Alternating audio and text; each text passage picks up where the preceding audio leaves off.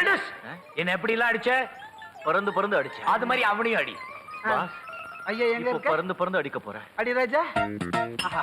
அடிக்கிறதுக்கு ஒரு ஸ்டைலா ராஜா.